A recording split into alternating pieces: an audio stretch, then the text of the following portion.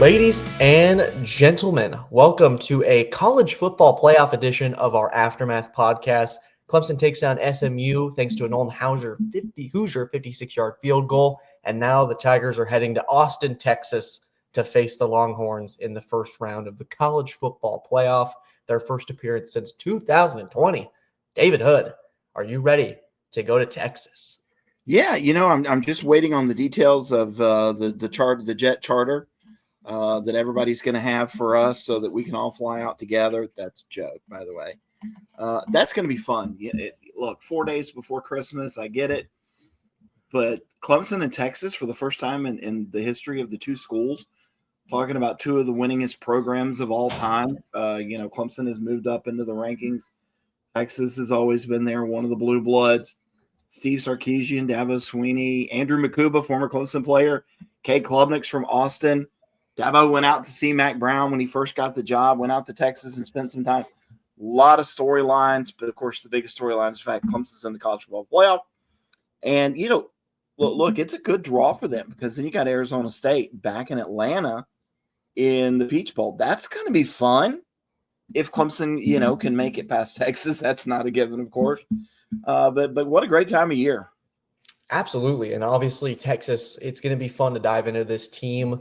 One of the Final Four teams from last year in the last rendition of the 14 playoff, playing Washington in those semifinals last year, really fun. Doing Michael Penix, Quinn Ewers, going to be a first-round quarterback by many estimations. Depending on who you ask, is certainly going to have Arch Manning, the superstar on the sideline. You're going to have Matthew McConaughey walking around. You're going to have Bevo walking around. All right. Yeah. There's just so much value in Clemson being one of the final 12 teams. Regardless, it depends, regardless with the caveat, like if they don't get the doors blown off of them in Austin, being one of the 12 teams in the first rendition of this new format of the playoff, I feel like it was really important.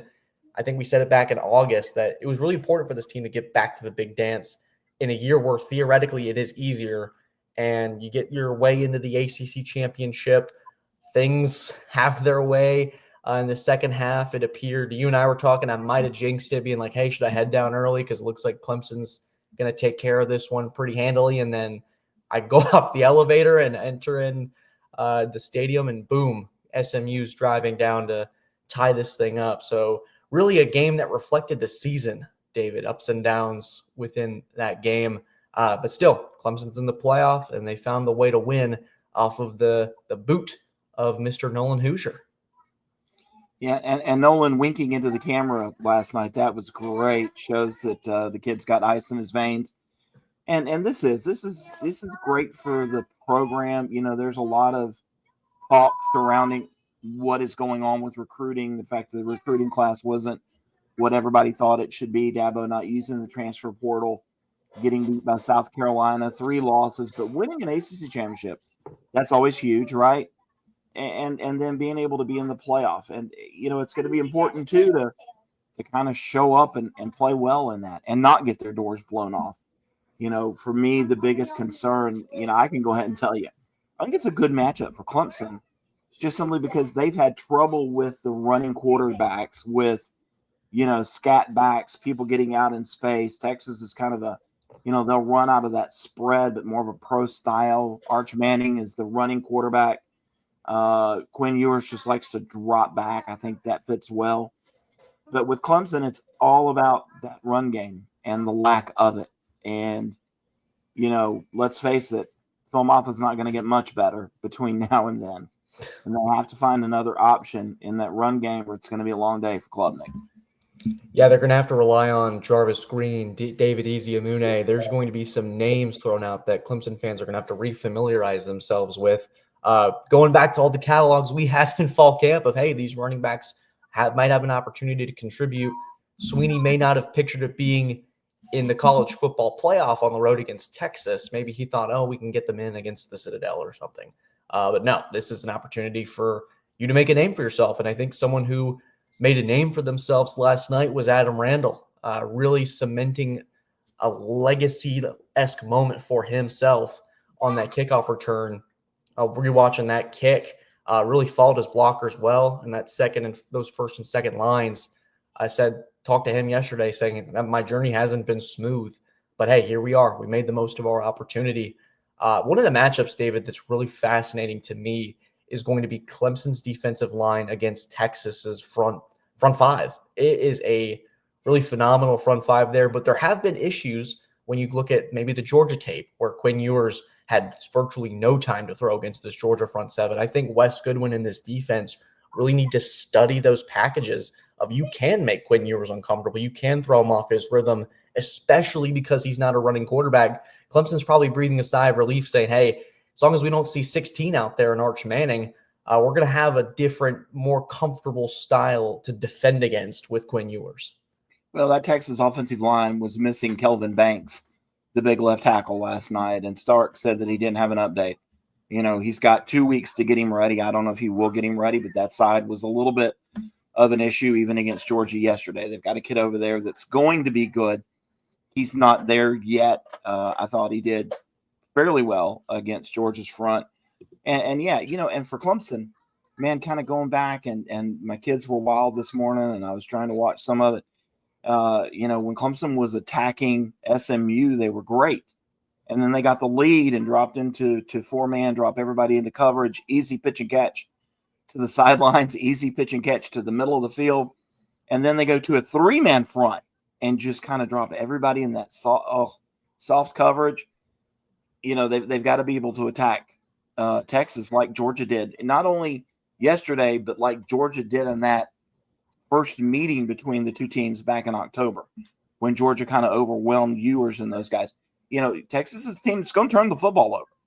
And they don't know whether Isaiah Bond, their big wide receiver that they got transferred from Alabama, if he'll be available. It's there for Clemson. They will have to play their A game. Texas will have to probably not play their A game, but it's there. And it's a great matchup the second time through with Arizona State. And we've seen in these playoffs that these things can sort of happen. I know it's going to be a different style, different venue, especially with the home playoff game. Steve Sarkisian said it in his press conference today that they're going to need 105,000 strong there in Austin to really take full advantage. And this is going to be really unique for both you and I. I know you've been to a billion playoff games, but this is going to be your first home playoff game. Do you think this crowd is going to play a factor into it? It's going to be really nice weather-wise in Austin, I'm pretty sure. It's going to be really fun to just see how this Texas crowd reacts to, hey, we got another home game here. Got to make the most of it. Oh, I think the burnt orange out there is going to come in loud and strong. And, what a great environment, man. Bevo, the fact the way that the Texas band dresses with the cowboy hats, the way the cheerleaders are, Matthew McConaughey roaming the sidelines. It's just going to be fun. And they're going to bring it. I don't know, so Clemson, talking about tickets, how many are they going to get? Yeah, we don't know. It's not 50-50. This isn't like a bowl game where you've got 50-50. Texas people are going to get the tickets. That's what you get for being the higher seed. They're going to get the tickets, and they're going to sell it out. I don't know if the kid with the big pompadour head, hairdo that we saw against Georgia that kind of went viral, is he going to be there? But I can't wait. We'll probably try and get in there a few days early, and this is different for us just because I have kind of, as you put it, been to a million playoff games. We're used to going in 3, 4, 5 days early and, doing, different press conferences, at hotels, going out to amusement parks, going out to, different events with the football team, whether they're, going to go out and have a community event. This is going to be different. I don't even know when Clemson will go in, but this will be fun. We'll probably have all of our press conferences here, and then we'll fly out and just cover a football game. Yeah, it's really unique with how this is going to play out. And then obviously if Clemson is able to pull off the upset, according to all betting markets right now, Clemson's at least a double-digit dog to the Longhorns. This would be a pretty monumental win. Someone was telling me this might be one of Dabo's most significant non-natty wins, just considering where this team's at, where it could be headed.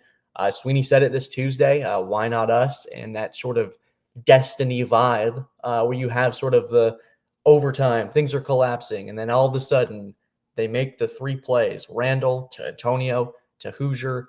The wink, I know you mentioned it earlier. The wink is just badass. Like, that is just such a. I don't even. That's such a. We were joking in the car that it would be really unfortunate if someone caught the wink and then he just shanks it or it's blocked for a touchdown. So it's really just, you're putting your fate in the football gods right there. So shout out to him on that for having the confidence to drill it. But David, for Texas, another matchup that I think is going to be really fascinating was watching the cornerback play last night with Ashton Hampton and Avion Terrell. If Isaiah Bond is good to go, I think that's probably NFL on NFL talent there, with Avion going to be probably on an island against Isaiah Bond. But UTE has other pass catchers as well. This is a really deep offense.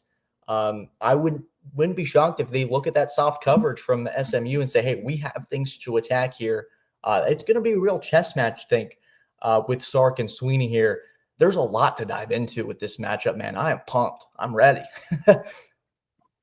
Well, the good news is we've got a couple of weeks to really dive into it. But yes, they have Matthew Golden, who's really been their leading receiver this year. They've got Gunnar Helm. He's really good. Ryan Wingo has been really good. The running back, Jadon Blue, he's been great out of the backfield. They got a kid by the name of DeAndre Moore. What you don't really see, them do is, or what you do see them do is throw to the Gunnar Helm, the tight end. He's probably, I think I'd have to go look, but he may actually be their leading receiver. And of course, we saw SMU last night. They had success throwing to their tight end and kind of getting him in coverage with Barrett Carter. So a lot of really good matchups. And I'm just going to tell you, if Clemson plays soft against Texas Longhorns, Quinn Ewers is going to have a career day. It's going to be one of those days where he shows the scouts why he should be a first-round draft pick in April. Yep. David, we'll have plenty more throughout these next couple weeks, but obviously we wanted to get our 2 cents out there as a sort of instant reaction. Dabo Sweeney and Sark, both very complimentary of each other heading into these next couple weeks. Their history is unique. The storylines to this playoff game, I think, are arguably one of the more unique matchups. Obviously, you have Penn State and SMU squaring off. SMU gets into the playoff over Alabama. That's obviously going to be a social media firestorm. Indiana plays Notre Dame in the battle of the Indiana teams, which is going to be really fascinating. Ohio State and Tennessee square off as well, and the winner of that goes to play Oregon, and I assume the Rose Bowl, if I'm not mistaken. So there's so much going on. But at the end of the day, Clemson's one of the final teams, 12 teams left standing among 134 FBS schools. I would have been good with the Rose Bowl. I'm just telling you. Oh, yeah. That's on the bucket list for sure. David, do you have anything else to add before we wrap up here and get things rolling on preparation?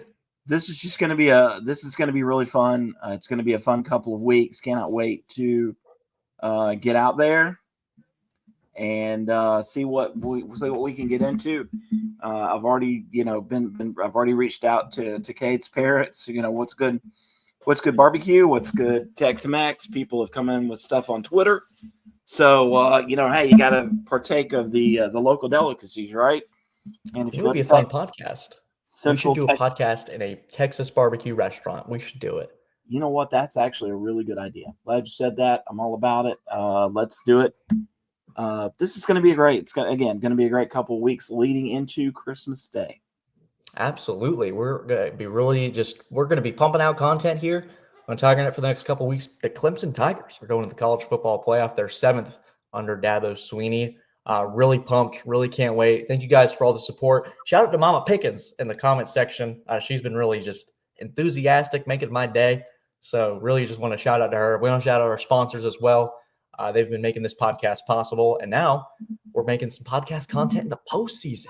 And then obviously we'll have our basketball coverage as well within that. So just stay tuned. Take care. And if you're traveling to Austin in a couple of weeks, we'll see you there. Stay tuned.